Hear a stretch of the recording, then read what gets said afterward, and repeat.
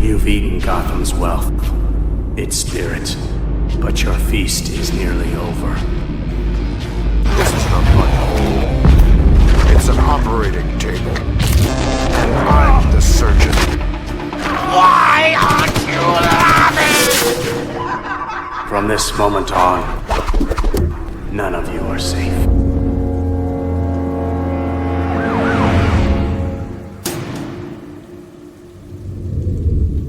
Welcome to the Batman Book Club, a podcast exploring the Dark Knight Library. I'm your host, Ryan Lauer. The Batman Book Club is a proud member of the Batman Podcast Network, hosted by Batman on Film. Just go to batmanonfilm.com, click on podcasts, and you'll find the Batman Podcast Network that has a whole list of other Bat-related shows covering other nerdy subjects that all of us, we love to frolic about in our free time. The Batman Book Club is also on Patreon, so if you like what's going on with the show and you want to help support the show, keep the generators running there in the Wayne Manor study, go to patreon.com/thebatmanbc. Now, thank you for listening to today's very special episode, Batman Resurrection. It's special because I have that book's author with me today. Joining me here on the Batman Book Club is John Jackson Miller. John, thank you so much for coming onto the show. I appreciate it. And I appreciate you having me. Yes.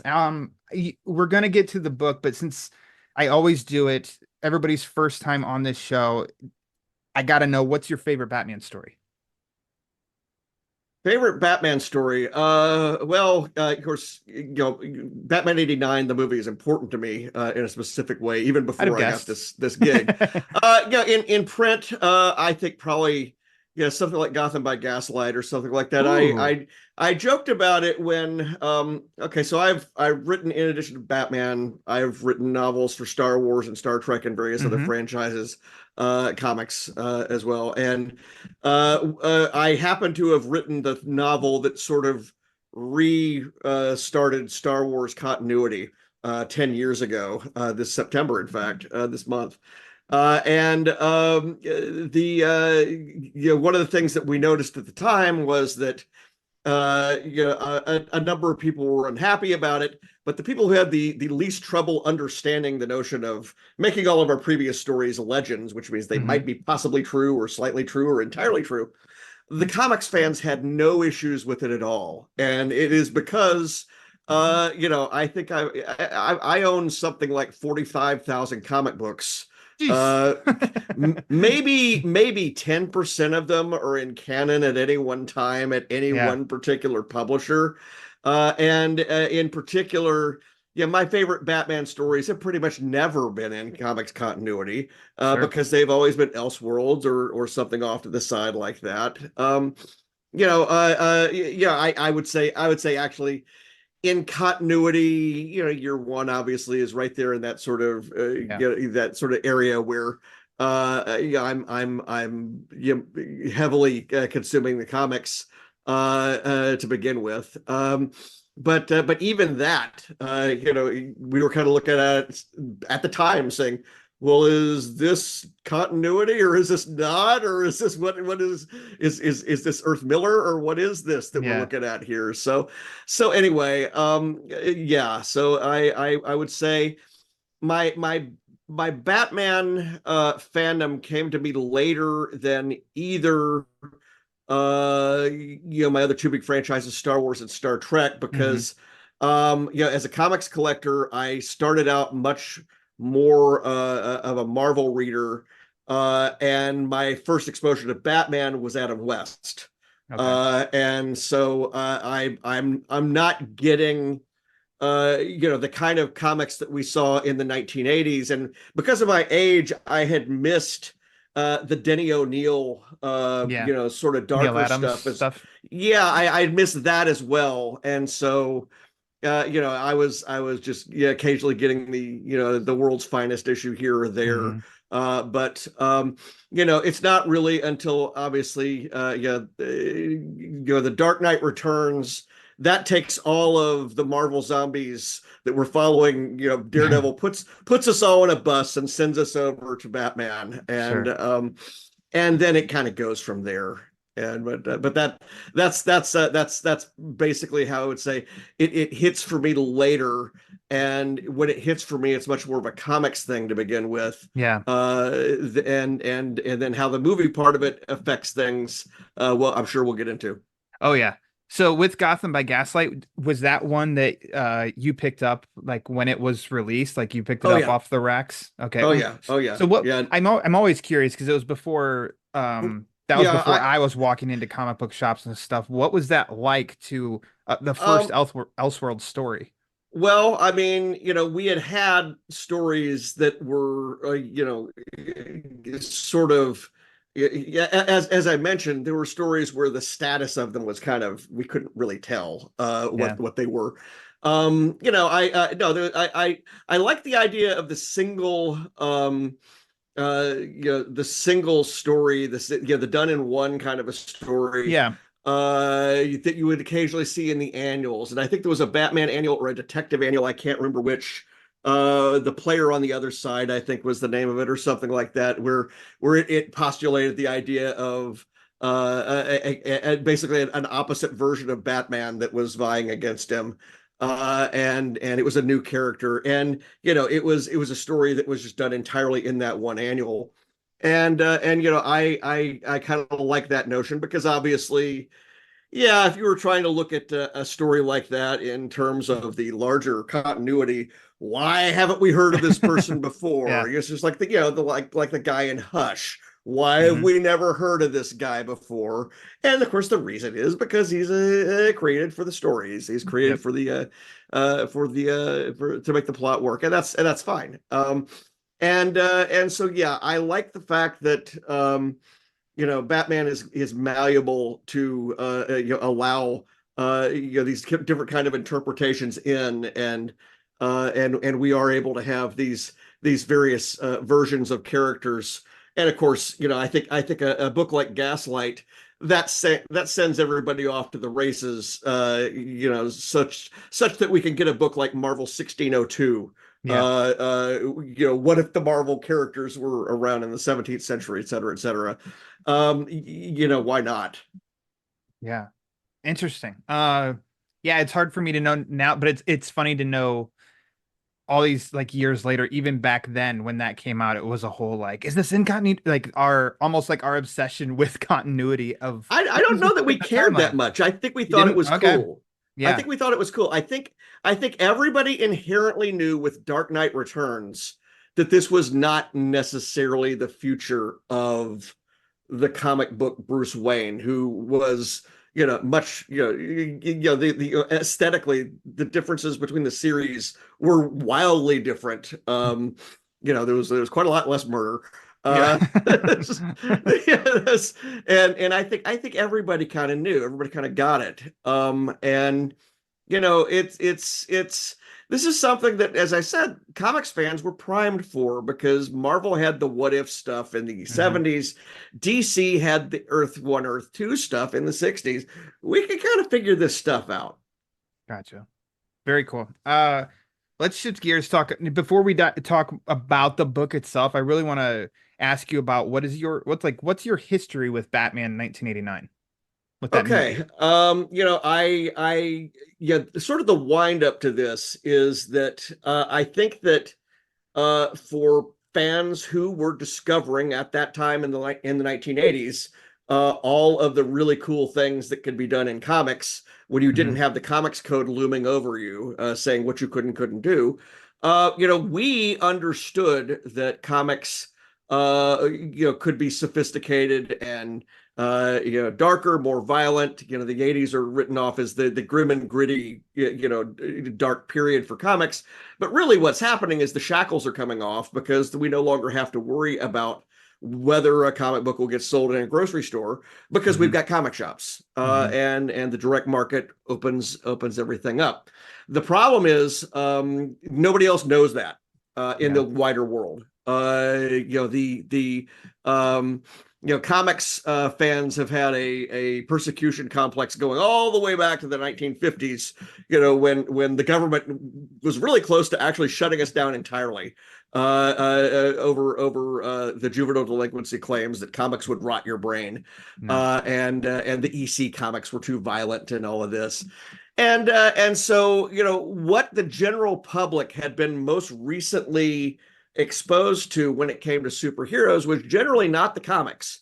It was in the 1960s, you had Batman 66, which is the very campy version of things. We have, the 1970s, the best Marvel is able to do is get a bunch of TV shows on CBS that have no budget and did not succeed except for The Incredible Hulk, which succeeds by basically being just a regular show where the Hulk is there for a minute and a half each episode. And then we get a nice shot of things changing with Superman and Superman 2, but those productions were problematic. So the result is that by the time you get to 1989, the most recent thing that the general public has seen with regard to a comic book movie is Superman 4: The Quest for Peace, which basically does nothing to advance the idea that what we're reading in the comics is serious stuff. It is the case that just about every article in a newspaper or when it would be on TV, a story about comics collecting or comics fans or something like that, even if it was trying to say that there were more serious stories, it would always have a headline like Biff, pow, bam, comics not for kids anymore, or something like that. And it was always there. And sort of the default assumption was that this stuff was for kids and that it wasn't to be taken seriously. And that it was really sort of mired in, the camp of the 1960s. And what happens as we roll up to Batman is, first of all, we've got Michael Uslan there who is making sure that this gets treated with some respect. We've got Tim Burton being attached to it. We've got Michael Keaton being attached to it. Both of whom, when they came in for criticism beforehand in the newspaper that I would go on to work for, Comics Buyer's Guide. When letter writers would write in, worrying about, Beetlejuice is showing up here. Mr. Mom is Batman, Pee Wee Herman movie, all of that, and the concern was really rooted in, please don't embarrass us.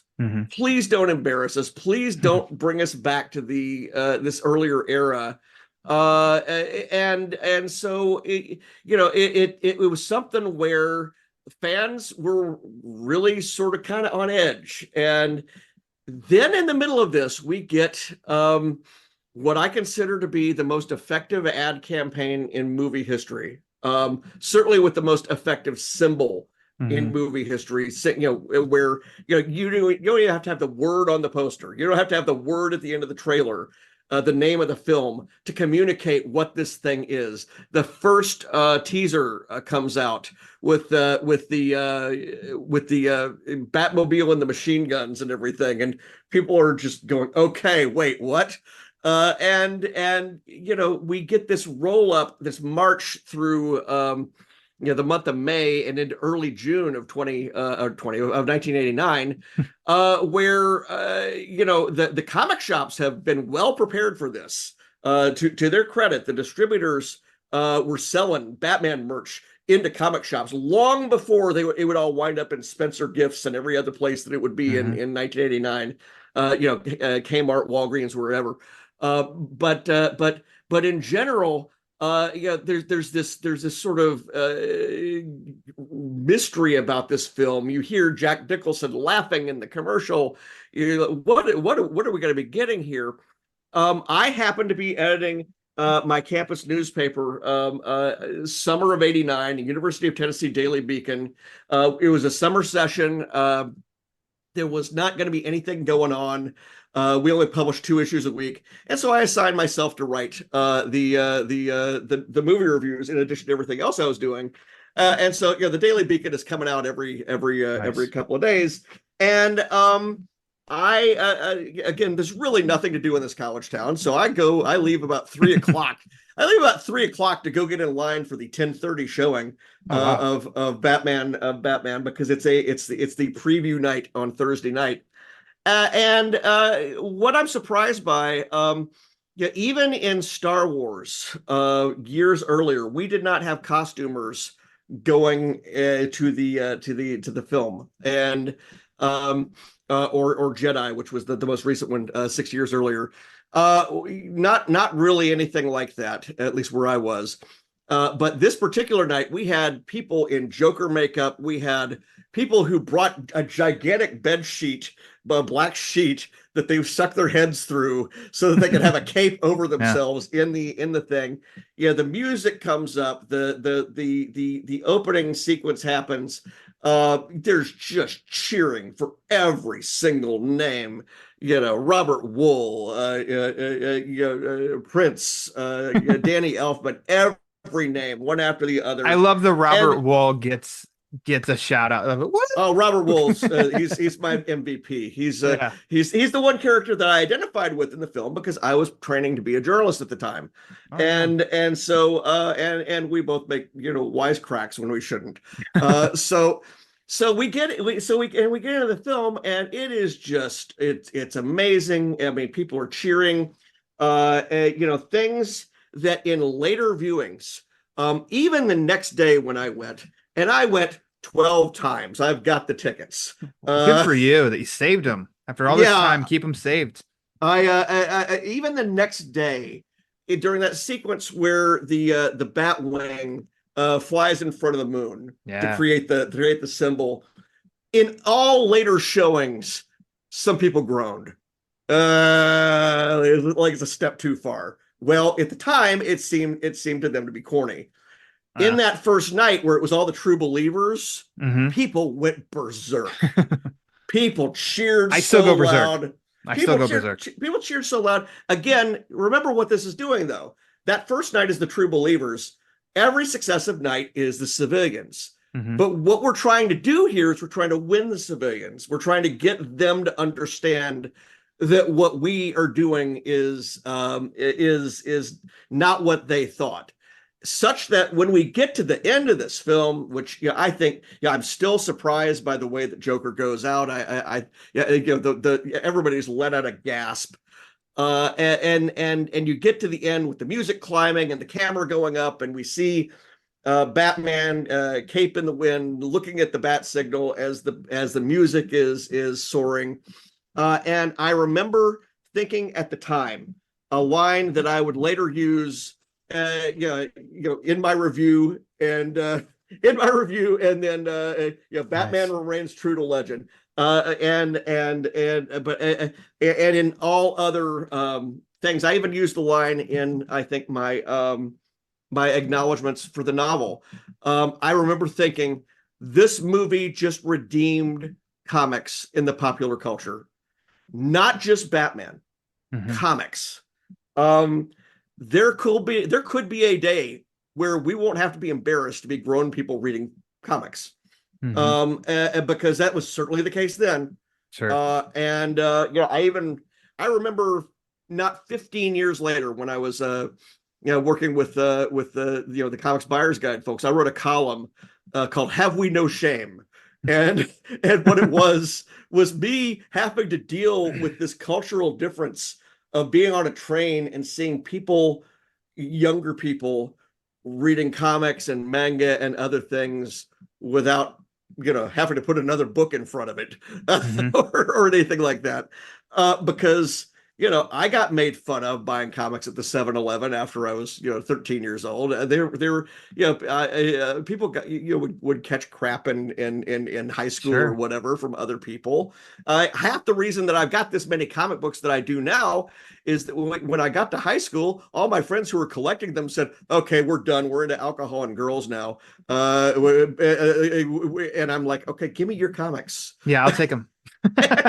I'll take them off your hands. And literally, that's how my career, is. It's not the specific way it started, but it it meant that when I got the chance to after 89, after I got my journalism degree, after I had been working for a while for a trade magazine, I had the opportunity to go work with Don and Maggie Thompson, the editors of Comics Buyer's Guide. They were sort of the George and Martha Washington of comics fandom. They developed the first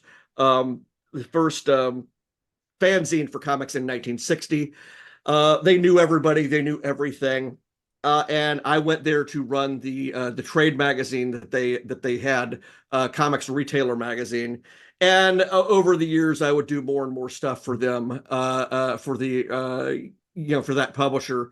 And that would lead to me getting a shot to write for Marvel. In 2003, I wrote a whole year of Iron Man. And Iron Man led to Star Wars. Star Wars led to Star Trek and all the other franchises. And DC only shows up here 20 years later, but it did show up. Holy grail of Batman. Well, I mean, this is the thing. For me. Iron Man. Well, I kind of, in the case of when I started at Marvel, I had written a miniseries called Crimson Dynamo about the Russian version of Iron Man, and then they offered me Iron Man, which is like, okay, this is weird because this would be like the thing that I would expect to get 5-6 series down, sure, and not like the first regular series out of the gate, and which is why I ended up just basically doing a year where I swung for the fences. I figured I'll never get to do this again. I did a storyline where Tony Stark becomes the Secretary of Defense, and I did something which was highly based in reality with real military equipment, real everything else. It lasted a year. It ended. They used a couple of characters from the movies. That's cool. It was really cool, actually. But the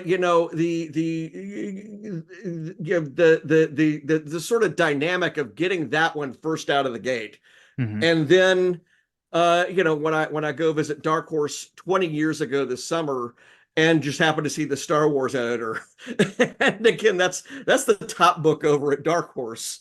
And they're able to give me a fill-in issue. And then I turned that into the series Knights of the Old Republic. I have been fortunate.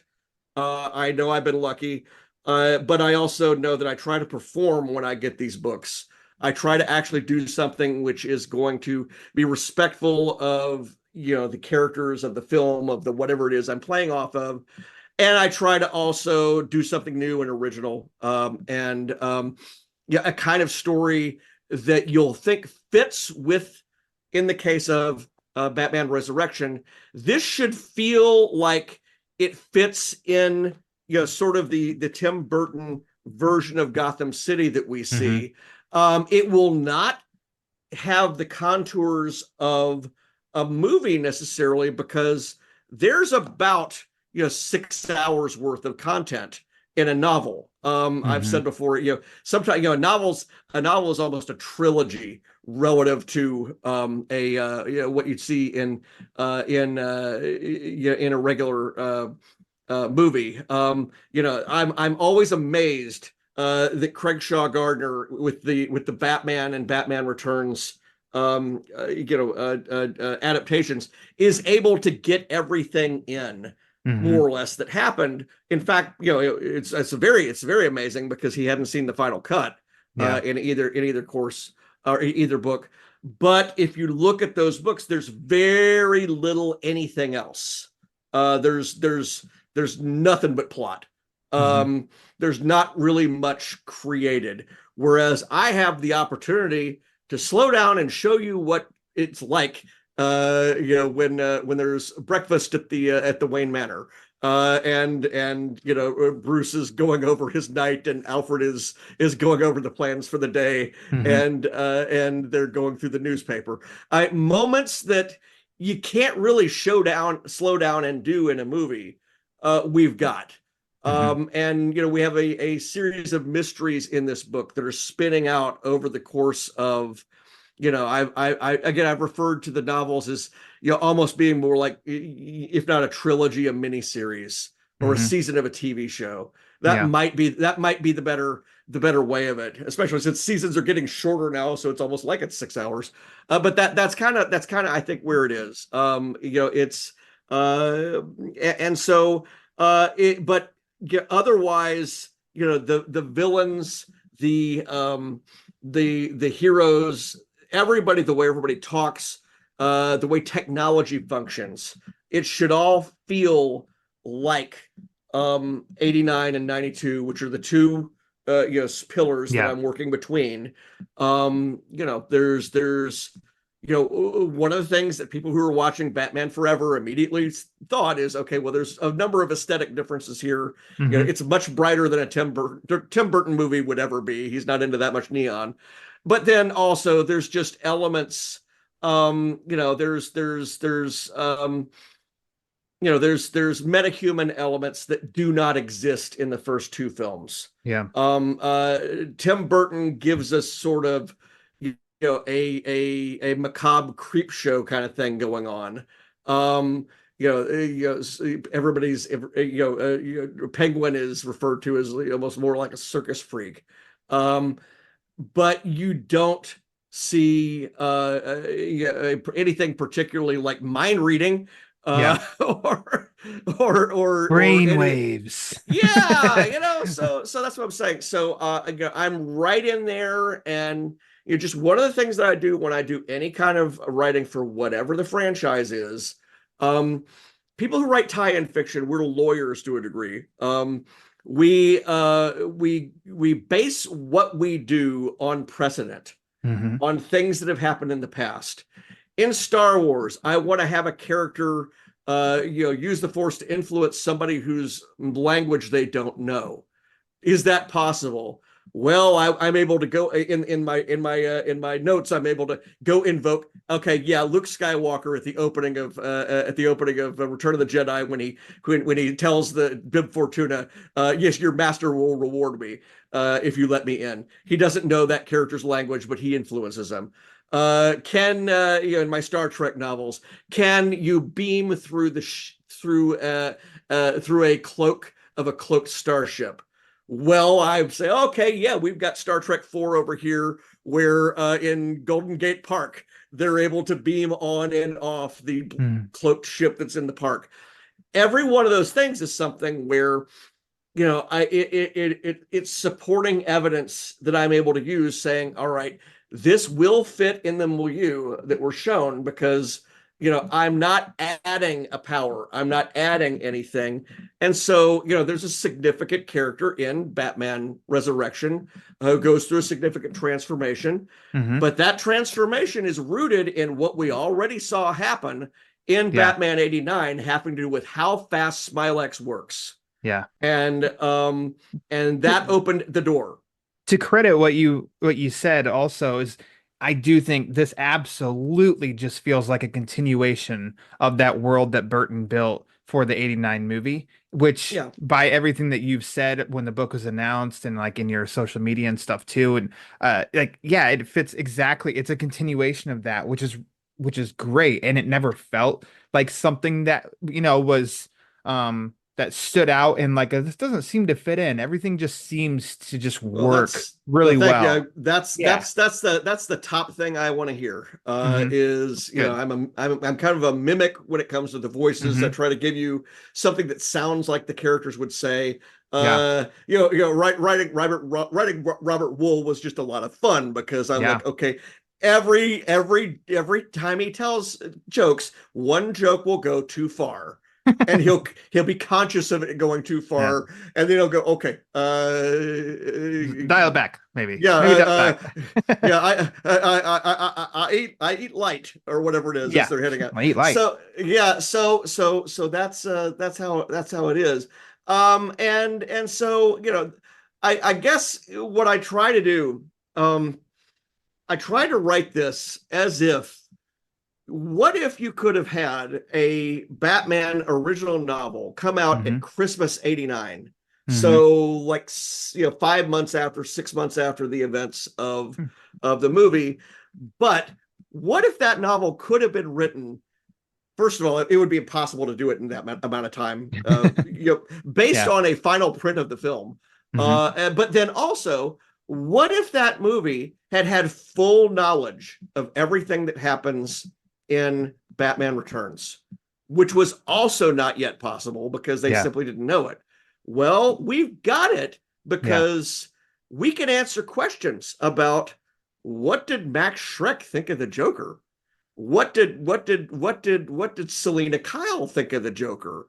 What did we haven't gotten to them all yet, just maybe in your reading, but there's all sorts of moments like that where you're going to be able to say, hey, this is Okay. this is fun. I had to make sure to bring in props over here because I like Batman Legos. Oh gosh. So Lego, I apologize, Lego. And so of course there's a Keaton Lego figure with one Yeah. of the sets came a Michael Goff, Oh Alfred yeah. figure. Also with it is a Max Schreck Oh Lord, I figure. didn't know they made one. But my absolute favorite thing that came with the Batwing, I think it Yeah. was this guy right here. Oh yeah, Lawrence. Lawrence. Love that they did such a pull with a guy who didn't have any lines in the movie and is just there in the background. Great Yeah. mustache, boombox, and everything. Uh, So you can imagine when I started reading your book, yeah. inner me getting very excited of just like, Well, wow, well, wow, first, brought in such a deep, like not a deep pull, but like a not even a third tier character, a fourth, fifth tier, and you gave him substance. yeah. Well, the thing is, it wasn't. Well, first of all, that's one of the things we do. So it's not our job to go out and just define everything and Mhm. do all that. But what was I trying to do? I'm trying to show the aftermath of what's happened to the criminal element in the city in a time period in which at least as we hear at the end of the film, we've rounded up all the Joker's men. Well, I don't know Yeah. that that's possible, Yeah. but let's go with it. um but what I wanted to do is I wanted to have somebody left over, and then the question was, well, who's left over? Mhm. um it can't be Bob. uh Yeah, uh you I know, think Bob's gone. He's off. yeah, He's off the case. the Joker has his issues, and I'm like, okay, definitely Lawrence. Lawrence had also Lawrence had also appeared um just off to the side as a side character briefly in the Batman '89 comics, Hmm. which to answer people's obvious questions about that, we are in communication. Joe Quinones and I have talked a lot. Joe did the covers for my Star Wars Knight Errant comics Oh, back in the cool. day, so Cool. over a decade ago. So my goal in selecting the inner movie period was partially that I didn't want to run into what they were doing. I didn't want to Hmm. collide with what they were doing. I'm not saying that what we're doing is going to sync up perfectly because I haven't seen. There's stuff that hasn't, Yeah, is not at a stage where I could have had it at this point. sure. But we do talk with the DC folks. We do talk with we know what Joe and Sam Ham have in the works. I for my own book, I said, okay, am I sure he lived?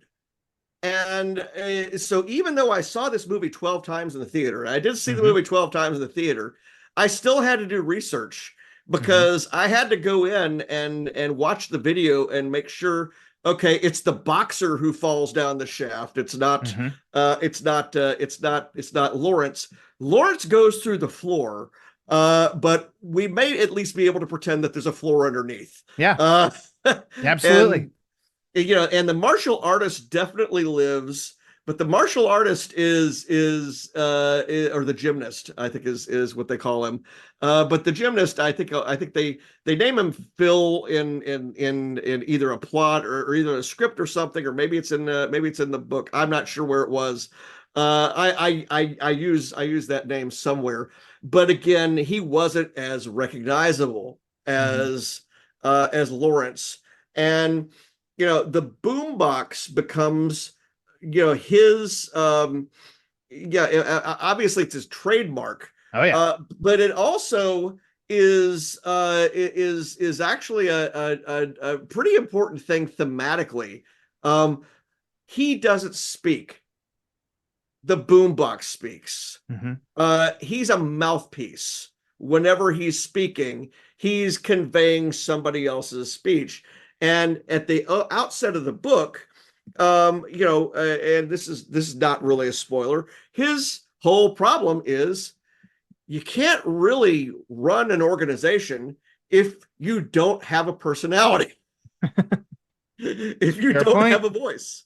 If Yeah. you don't have a voice, you've got to have a cult of personality to attract a group of people as crazy and diverse as the Joker did. And he is by nature a henchman. Mm-hmm. And so he's a henchman in search of a leader. And this is a book where we find him a leader. So outside of like characters that we've just kind of mentioned, I was really curious what was the initial spark for you on the story you wanted to tell? Well, it actually goes back to the review years Back and to years 1989. and years ago. Yeah, I there are things in there, a lack of careful editing I refer to. And yeah, I by that point I was able to catch things like there's some continuity errors in the museum dance where paintings suddenly have no paint on them. But one of the things I talk about is how did Lawrence get into the tower? How did Lawrence get into the cathedral? Mm-hmm. When we don't see a crowd of tough guys going up there. We don't see any other airplanes going up there. We don't see anything else. What's going on there? And also there are other little things like I was a kid when I killed your parents, where I was like, at the time I was like, okay, how does he know? how does he get there? And so I said, okay, these are I even in like a comics buyer's guide column probably 25 years ago, or an answer to a letter writer or something, I said there's the opportunity out there for somebody to tell this story, so when we're starting to work on this book, this is the first thing I came up with, and I said, okay, look, I know you guys are not going to want to do this, but I can do a Joker Lives story in a way that I think will work. And in a way that I think will tie into what Bruce Wayne will be worried about at this point in time, something that will tie into the trauma that this city has gone through with regard to the Joker. I want to actually extend outward, the moment of the Smilex attack, and then what later happens. These two things are, they're a chemical weapons attack on a major American city.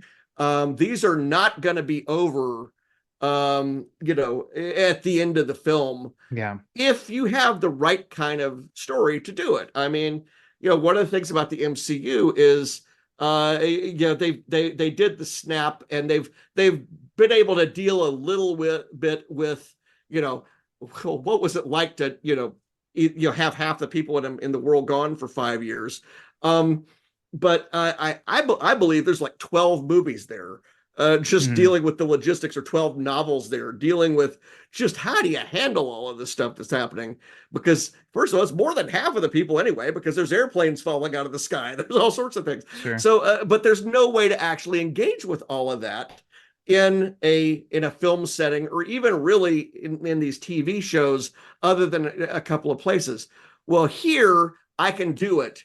And I can also do it by giving a face, a clay face, to one of the victims. And so I can show that this is really the novel is the consequence of what the Joker did. It could not exist without him, this story.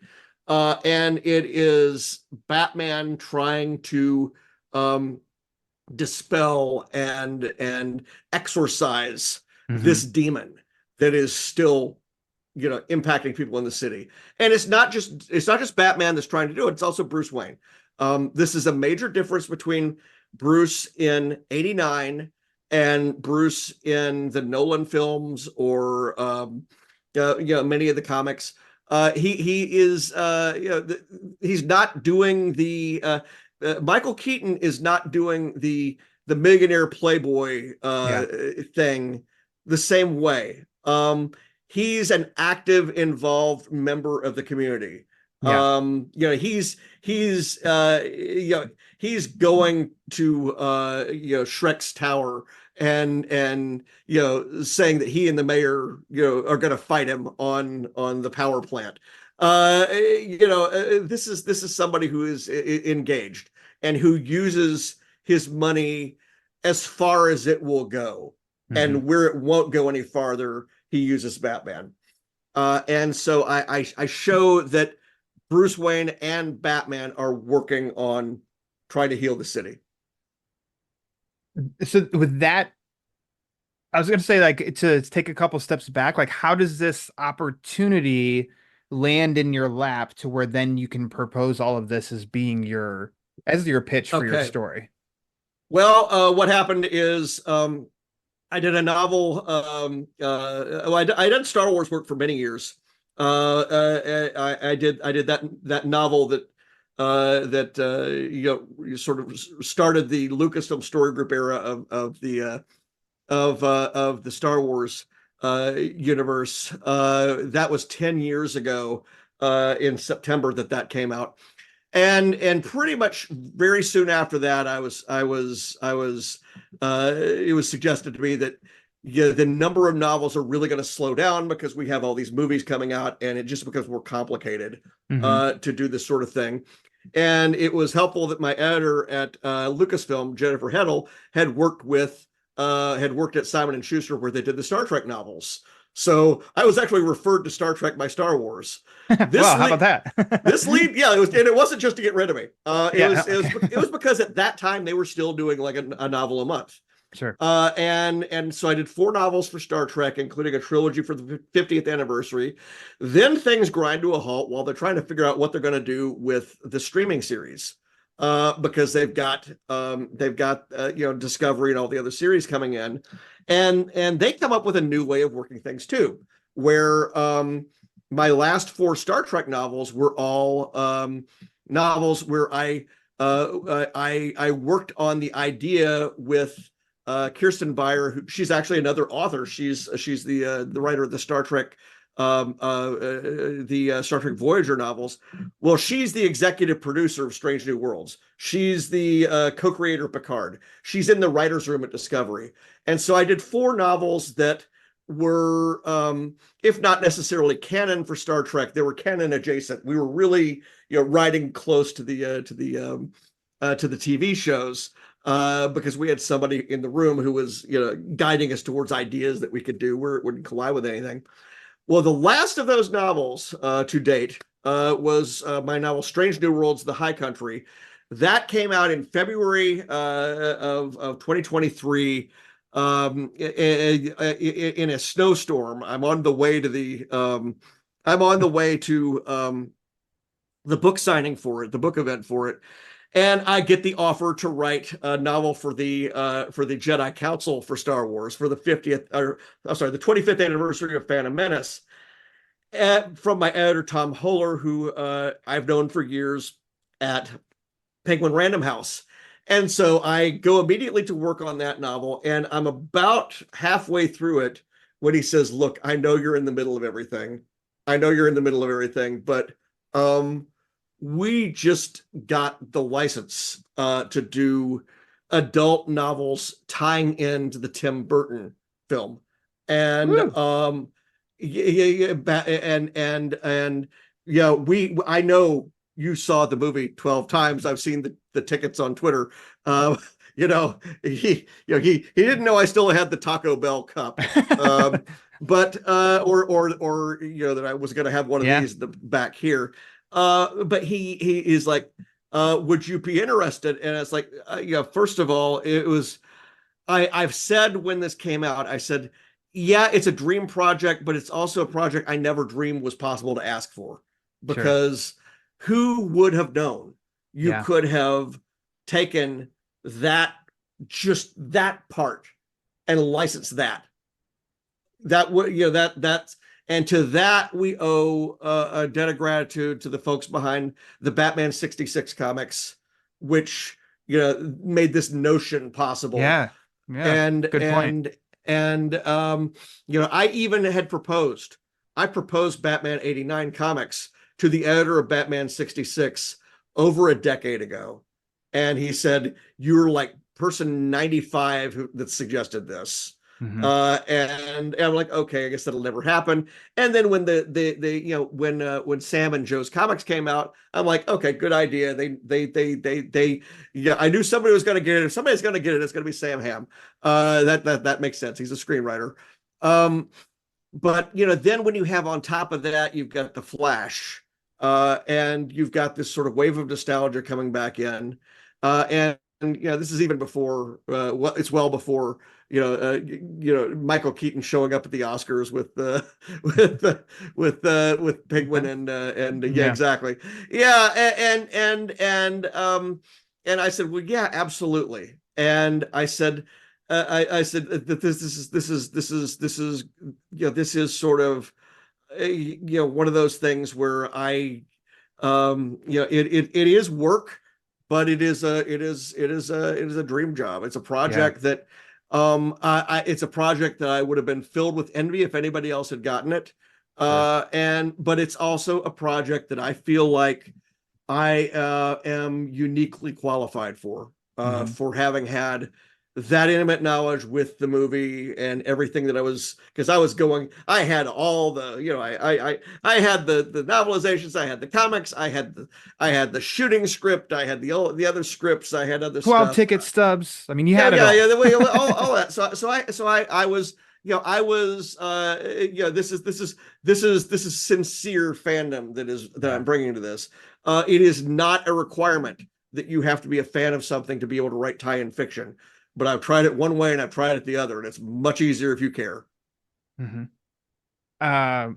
should have also mentioned, in case I haven't yet, your 89 cutout that's behind you as well. So in addition to the shooting script, the Taco Bell cups, the tickets, you've got a great Batman. Well, I had one of these behind me at when I was the editor of the newspaper that fall. I had brought the editor's desk out into the bullpen so I could keep an eye on everybody and make sure that the newspaper was flowing properly.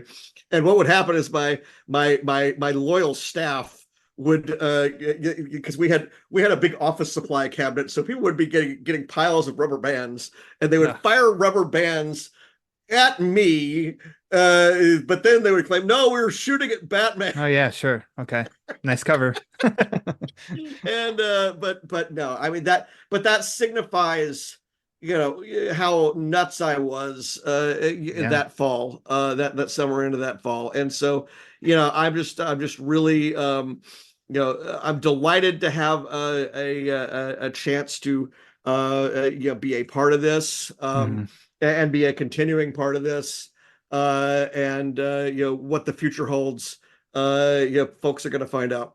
It's funny because I always say, if I could, because I was born in '86, so I was 2.5 years old, don't remember anything about Batmania, and I'm like, if I could ever have a Back to the Future moment, I think I'd want to be an adult and go back to the summer of '89 just to get to experience that, because I've always heard of, like, The Dark Knight had blemishes that summer of what it was actually like in '89, but it wasn't anywhere close, and nothing has been. I'm like, it sounds like a dreamland. Star Wars was the only other phenomenon like that where it took over the world.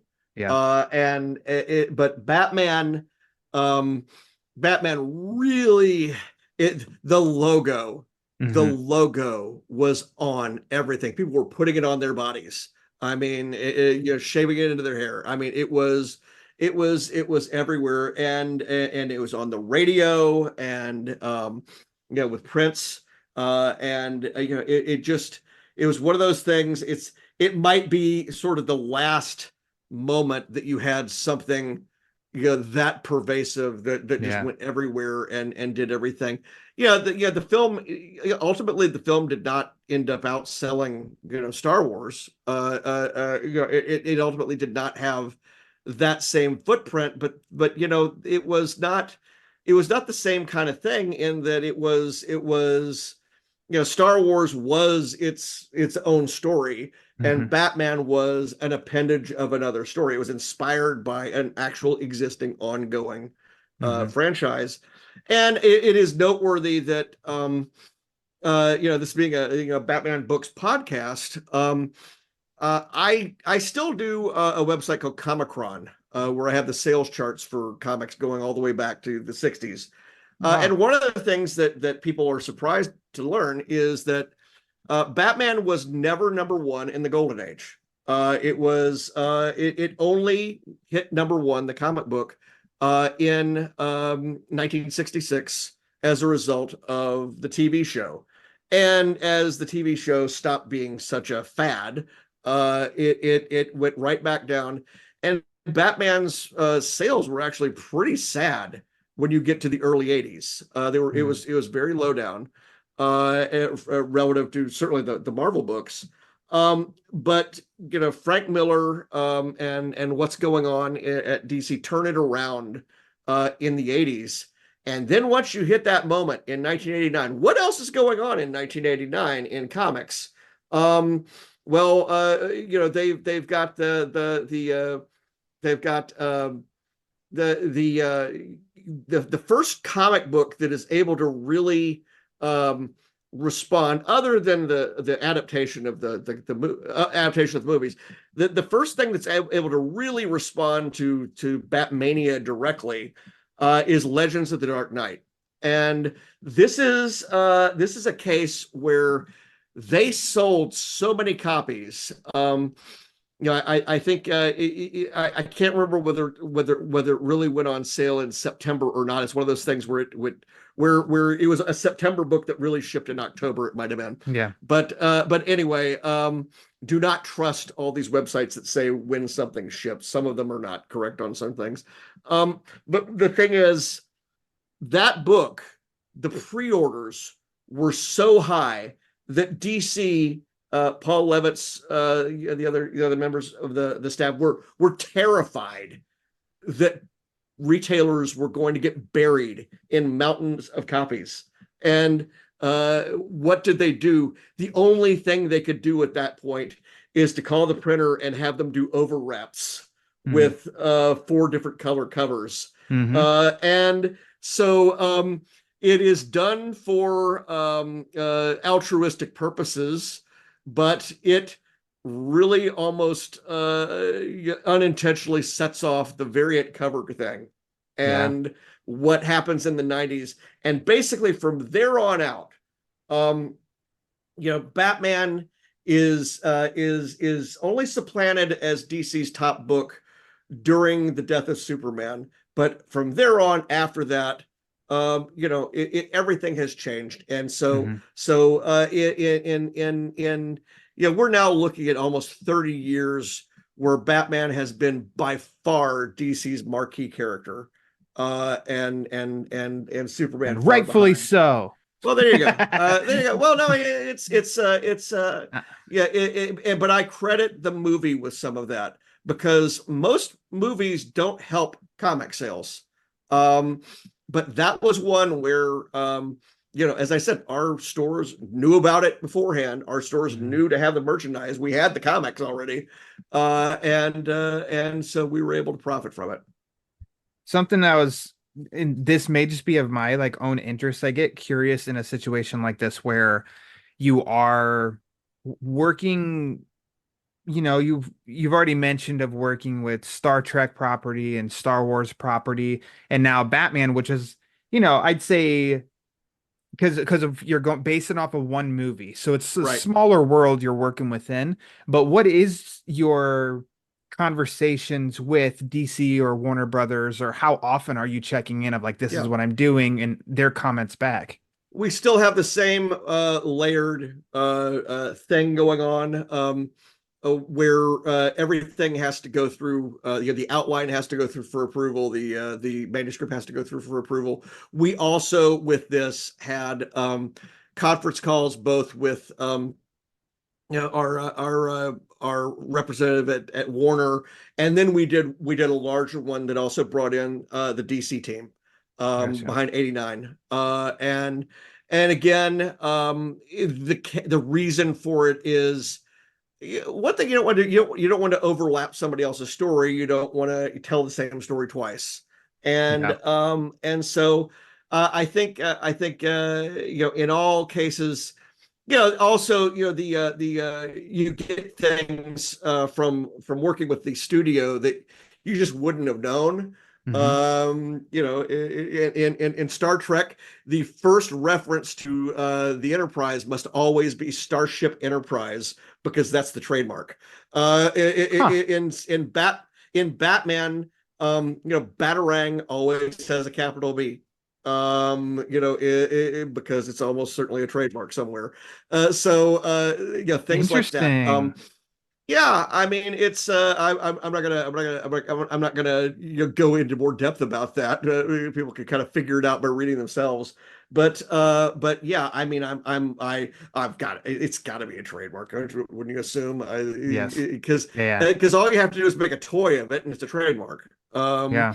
And then keep selling it in some way, shape, or form. That could almost be a little companion piece to this, is like your going along with the battering thing of like little trademark or little nuggets that you learned by having these conversations. Like that'd be a really interesting read as well. Well, I don't spill the tea on things like that necessarily, but I do have a website, farawaypress.com, where I have essays on all of my novels and comics, and I mention various things that came up when I'm allowed to, or if I think it's harmless to mention them.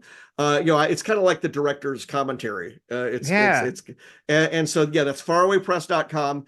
It will be a long time before I have the behind the scenes page for Batman Resurrection up, because I'm actually more or less, I'm not completely up to date on Star Wars. I'm up to like last fall for Star Wars stuff.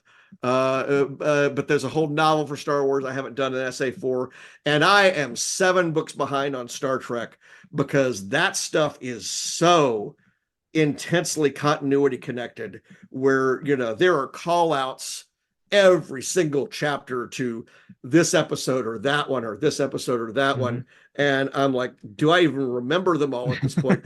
When I was doing the monthly comics more often, I would write the essays that day they came out, so I didn't forget everything. But yeah, this is a case where, certainly, it's you learn with every franchise, where the guardrails are and what sorts of things, they need you to be correct about the spelling about. That's interesting to me.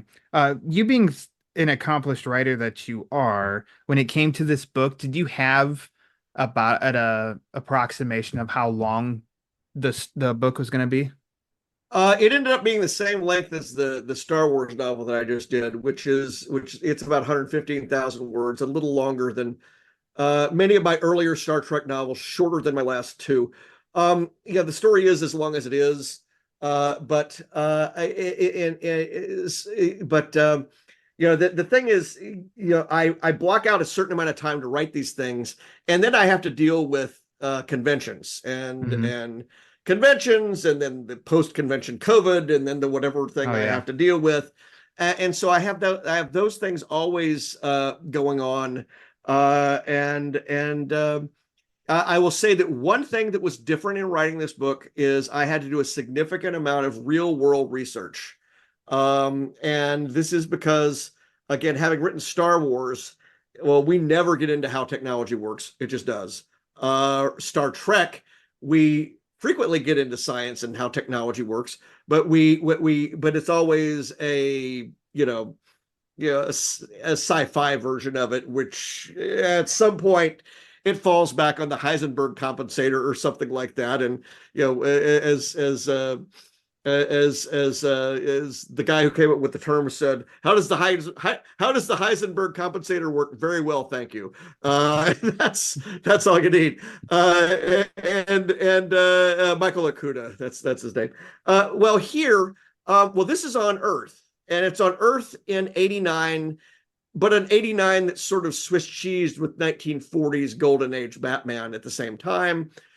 And I wanted to make sure that I fit the technological aesthetic at the same time. But there's now a bunch of things that I actually have to research, having to do with autopsies and how bad, how fast do bodies decompose, and how do firefighters put out fires in buildings, and things like that make my search history very very suspect. Because I'm looking because I never needed to know that before. Sure. And I'm trying to layer this. One of the elements of this book is that you mentioned Alexander Knox. One of the things I'm doing in this book is I'm showing how the daily job he has been changed by the fact that he's in a world with Batman, that he's in a world with these other characters, and also Commissioner Gordon and Harvey Dent. How do you prosecute crimes as Harvey Dent when you've got a vigilante out there? How do you, as your Commissioner Gordon, how do you work with Batman in such a way that you don't violate anybody's rights, where they don't know where the Batman is to sue, but they know where the police station is. Both of these folks have real world concerns and needs, and how they begin working with Batman is one of the things that I wanted to get into with this book. And sort of show their relationships developing. And as you get to the midsection of the book, you get into more of it. But again, that is sort of it's part of the logistical stuff I'm able to get into at novel length are the things that in the actual movie you would go straight past, like how does he change clothes when he's just got the limo? How does he get into the gear? How do these things function? And so I'm actually pretty interested in those sorts of obstacles for the character to have to overcome. Because he is one of the smartest people in the world. He is one of the richest people in the world. He doesn't think of everything, though, and I want to create some situations where he's got to do things the hard way. Approximately, from the first word to the last, how long did it take you to write Batman Resurrection? This is the thing. The outline took it was like several months, because it's going through levels of approval and then going back and forth on it. Once I actually got rolling on it, and it took, as I say, it took a while because I had to kind of get the voice going and everything. It's February, March, first half of April that I'm doing the heaviest writing on it. So that's not unusual for me, about 10 weeks on the manuscript. And what just happens is every time there's a convention, it all blows up. But I imagine. But I need that energy that I get at those places to actually keep me going. And then the other dynamics are always, the PR never stops, even when you're not in a thing. Again, as we're recording this, at any moment, the first excerpt of the book is coming out. And that excerpt will reveal Clayface's existence in this thing. That is I'll be immediately, when we're done here, I'll be going immediately to social media to see if that thing dropped. I'll say, when starting to read it at the beginning, a particular name was mentioned. I'm like, this isn't coincidence. There's just Yeah. no way that this is coincidence, and sure enough, it's definitely revealed of it's not a coincidence. And I think Tom you'll Cruise. enjoy this character's arc as it goes as well, because I'm trying to do a new version of this character that we haven't seen before. And I think people will not be sure how his arc is going to end. Remember, this is the Tim Burton movie world, Mhm. and as we see in both Batman Returns, the villains are not necessarily that simple. In some cases they're just broken, and in some way, shape, or form, Batman is broken too. Mhm. Batman has the saving grace of having Alfred there, Yeah. but the others do not.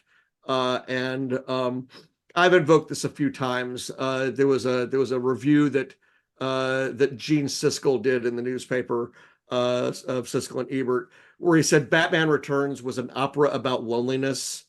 And I love that phrase. And I think what people will see with the character you're talking about is somebody who is so alone and just trying to find something to do with themselves. And we have to hope that that person will come to a good end, and we'll see what happens as the novel progresses. A name you mentioned a little while ago, Michael Uslan. Yeah. Shout out to Bill Ramey of Batman on Film. I've gotten to talk to Michael Uslan for Mm-hmm. Batman on Film, and he's actually been on this show before to talk about Night of the Stalker, that comic book issue. In your acknowledgments, you do mention Michael Uslan. Did you ever get to meet? I met him Or talk to him? I met him at San Diego Comic-Con years ago, and I mean like 2002, maybe 2001, at one of the parties that they had there. And so it was after Batman Robin, but before Batman Begins. And I told him, my feelings about the movies, and what he told me, and I think it's okay to share this because I'm sure he's probably said it elsewhere, and I know he has, is that Batman. The first movie was Batman in the 30s. It's Batman with a gun. Batman Returns is Batman in the 40s, where we start developing the Rogues Gallery, and it's still fairly dark. Batman Forever is Batman in the 50s, where we add Robin and things start getting lighter. And then Batman and Robin is Batman in the 60s, where it's Adam West, it's camp, it's goofy. And what he said at the time is that if we go for another one, the logic would be it would be Batman in the 70s, so it would be a somewhat darker detective story in that vein. And he even went so far as to say, well, that would make the one after that would need to be the 80s, so The Dark Knight, which it was. Oh, yeah. And then the one after that would be the 90s, which is Bane. And Bane, No Man's Land, Nightfall, all of it. Yeah, and Dark Knight so Rises. and so and I look at that, and I'm trying to remember with the Batman, because that would be obviously your eighth movie, because that would be 2000s at that point. What was it? Cataclysm. When do we flood Gotham City? I can't remember. I think that was also in the 90s with Cataclysm was before No Man's Land. I was it really yeah, I would love it if it still fits somehow, but I'm not sure it does. I don't know that it does, because it definitely felt more influenced by 70s, at least like film wise. I think it feels influenced by the 70s, but no, that's an interesting point though. I've mentioned that anyway, Returns in the 40s and all that. I'll add one last thing before I need to go here. Sure. But this is good to touch on, having just mentioned, I think, No Man's Land in there, is I had just done 2 novels where I did maps. So I did a map in Strange New Worlds, The High Country. I had 5 maps in Strange New Worlds, The High Country. It was the first Star Trek novel with planetary maps in it. I did not just a map, but a map with a poster version of it in Star Wars: The Living Force. I have my own map of Gotham City that I've worked out. I really looked at it. I said, I just can't I can't do it. I don't. It's not even a case of. It wasn't even something where I sent anything in or anything like that to propose it. I just looked at it and said, okay, there are so many problems with this idea, because you have a map that is in no man's land, and then a more detailed map that's in the no man's land a novel, which I think there we go, right there. The No Man's Land novel. Yeah, there's a more detailed map there, and then they sort of use the contours of that map on like a bus map that you see in Dark Knight Rises. But the map of Gotham City that's in Batman 89 is a map of Vancouver, British Columbia. Okay. And I'll go there now. Yeah, so I'm like, yeah, that's Works. Vancouver, British Columbia is not oriented like Manhattan, which is kind of how they've got Gotham City with the three islands and then Wayne Manor. So there's that problem.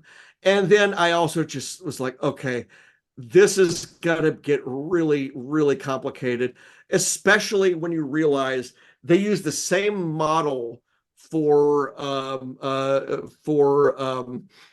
they use the same model for the Boss Grissom's apartment building as for the Flugelheim Museum.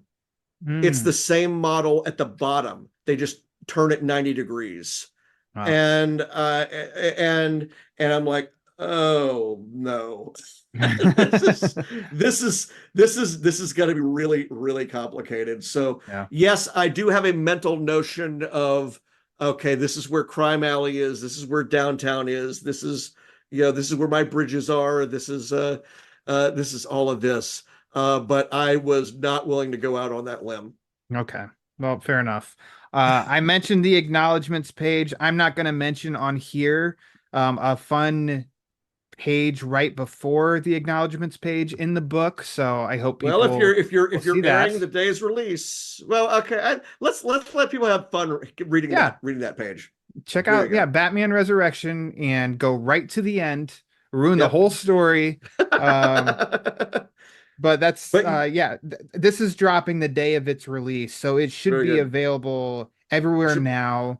Yep. You mentioned your webpage, Faraway Press. Yeah, farawaypress.com. I'm on social media, John Jackson Miller on Threads, Instagram, and Facebook. JJM Faraway on Twitter. I at comicron.com, COMICHRON.com. If people are interested in, they can go back and actually look at the sales charts for June of 1989 and see what was going on in the comics business. Please. So yeah, that's all there. Then I want to let people know, since that this is when your thing is being released, I have just announced our first tour stops, because we released the book at the Barnes & Noble in Appleton, Wisconsin, October 15th at an event that evening. I go immediately from there to New York Comic Con, where me and the publisher will be set up, and I'm doing panels, and I'm in what's called I'm in table 1 of what they call the writer's block. So we're right up there. And then the following week, I am doing a tour through Chicago stores, 3 different Chicago Barnes & Nobles. And then a couple of weeks after that, I'm in Minneapolis. So a bunch of things are coming up. So if folks want to hear me say the same things I've said here, but also get a signature, we can do it then. You did say the PR machine, it doesn't stop. And it's just getting started on this one. On your website, I've seen that you, aside from attending in person these things on your website, will you be having signed copies that people can order? Okay. I have a signed copy. I have a signed copy page. In general, I bump people to my eBay store. Okay. However, I have not stocked my eBay store with any of my 2024 releases yet. Okay. Just because for one thing, if people want more of these novels, they got to go to their bookstores. Yeah. Because that shows up in the bestseller list. That shows up in in the numbers. But also, logistically, I don't have time to when I, because the time when signed copies would have to go out Mhm. is right when the book is being promoted and right when I'm usually out of town. Okay. And, my biggest nightmare is Yeah. always when I'm at a convention for 4 days and I realize I didn't turn off the eBay store while I was Oh, oh yeah, yeah. Okay. because they don't let you not send it. Yeah. So it's like, okay, I have to sign something from stock here and mail it from where's the post office. And Fair but enough. yeah, usually in advance of like Thanksgiving and Christmas, I do get everything back online again. Okay. Great. Good to know. Well, John, this has been a delight talking to you. I appreciate your enthusiasm for the material. Definitely the book's respectful of what what it's following to the world, to the characters and everything, and a joy to read. So you have my I'm gonna say my push for people to check this book out because it's also great to read a Batman story that's different in the sense of like because a lot of people go right to the comics and rightfully so, and it's like here's a novel, a different form of a Batman Mhm. book to read and check out. And there's a lot in it and it's all Yeah. good stuff. So I really hope I'm going to push for people to definitely check out Batman Resurrection. Well, I appreciate it. We really do feel like it's on another energy level than the usual comics novel because it's also a movie novel. Yeah, exactly. So there you heard it from John Jackson Miller, the author. So John, thank you so much. It was a great talking to you. Appreciate it.